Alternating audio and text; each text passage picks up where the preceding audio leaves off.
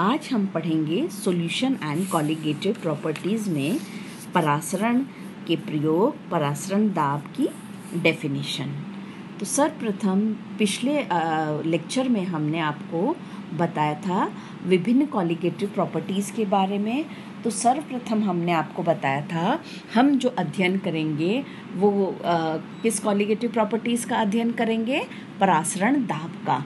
तो परासरण दाब के बारे में विस्तृत हम पहले चर्चा कर चुके हैं कि परासरण दाब के लिए दो मुख्य बातें होती हैं, अर्धपारगम्य झिल्ली की और अर्धपारगम्य झिल्ली द्वारा सिर्फ और सिर्फ विलायक के अणुओं का अभिगमन होता है। अतः परासरण को प्रदर्शित करने के लिए हम यहाँ विभिन्न प्रकार के प्रयोग करेंगे। तो सर्वप्रथम यह हमारा प्रथम प्रयोग है जिसमें हम क्या करते हैं कि परासरण को प्रदर्शित करने के लिए दो समान आकार के हम अंडे लेते हैं, जिनको सबसे पहले हाइड्रोक्लोरिक अम्ल में रखकर इसके बाहर का खोल हटा देते हैं।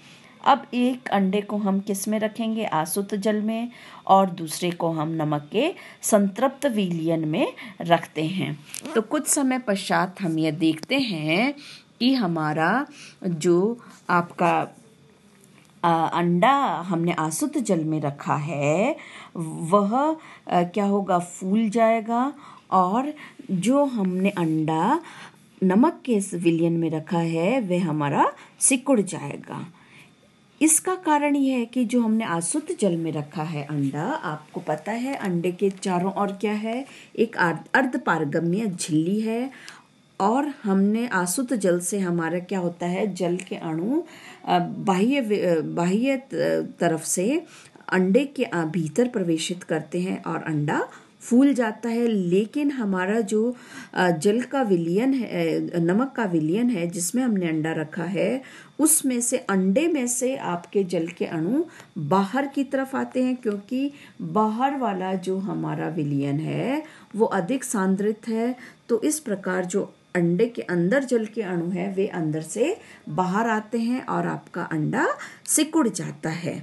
तो इस प्रकार से हम कह सकते हैं कि जो है दूसरे वाला अंडा हमारा सिकुड़ जाता है और पहले वाला हमारा अंडा आपका फूल जाता है। तो इस का जो कारण है वह हमारा मुख्य कारण क्या है? परासरण है, जिसके कारण अंडा हमारा सिकुड़ता और श्रिंक होता है। दूसरा एक्सपेरिमेंट जो है हमारा, एबे नॉलेज ने 1748 में किया था, जिन्होंने सर्वप्रथम परासरण को ज्ञात किया था, और इस एक्सपेरिमेंट द्वारा हमने परासरण दाब का मान भी ज्ञात किया था। इस का जो है प्रेजेंटेशन निम्न प्रकार से प्रदर्शित किया गया है। अर्थात एक थिसिल फनल लेते हैं जिसके मुंह पर हम क्या करते हैं? एक जंतु झिल्ली या सुअर का ब्लैडर बांध देते हैं, जो हमारा अर्धपारगम्य झिल्ली के रूप में काम करता है। इसे शक्कर के तनु विलयन से भर दिया जाता है, और एक बड़े से बीकर में जिसमें हमने जल भर रखा है उसमें उल्टा लटका देते हैं। तो कुछ समय पश्चात हम देखते हैं कि परासरण के कारण बीकर का जो पानी है वो झिल्ली में से होकर नली में चला जाता है और नली में ऊपर की ओर चढ़ना शुरू हो जाता है। और हम कुछ समय पश्चात ये देखेंगे कि यह जो आपका विलयन है वह ऊपर चढ़ते हुए एक बिंदु पर क्या होता है? ऊंचाई पर पहुंचकर स्थिर हो जाता है। इस साम्यावस्था में नली में विलयन का जो हाइड्रोस्टैटिक प्रेशर होता है, नली में विलयन के कारण जो हाइड्रोस्टैटिक प्रेशर होता है वह क्या करता है बेटा? और अधिक जल या विलायक को अंदर प्रवेश करने से रोकता है।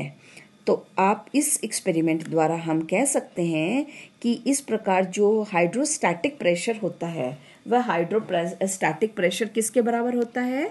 ऑस्मोटिक प्रेशर के, अर्थात परासरण दाब के बराबर होता है। तो इस एक्सपेरिमेंट द्वारा हम परासरण दाब को इस प्रकार परिभाषित कर सकते हैं कि वह द्रव स्थैतिक दाब जो कि अर्धपारगम्य झिल्ली द्वारा जल के और अधिक अणुओं को प्रवाह प्रवाहित होने से रोकने के लिए पर्याप्त हो, परासरण दाब कहलाता है।